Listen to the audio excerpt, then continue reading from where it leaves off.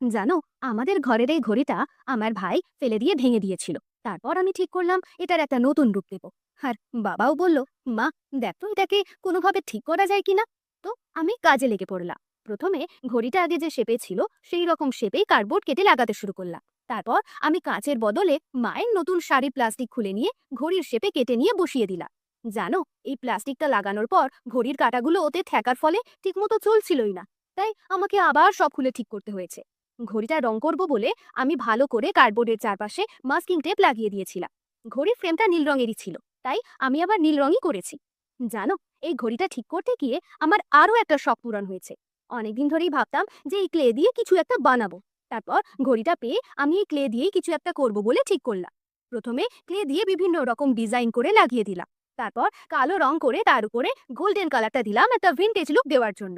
দেখে বলো তো কেমন হয়েছে?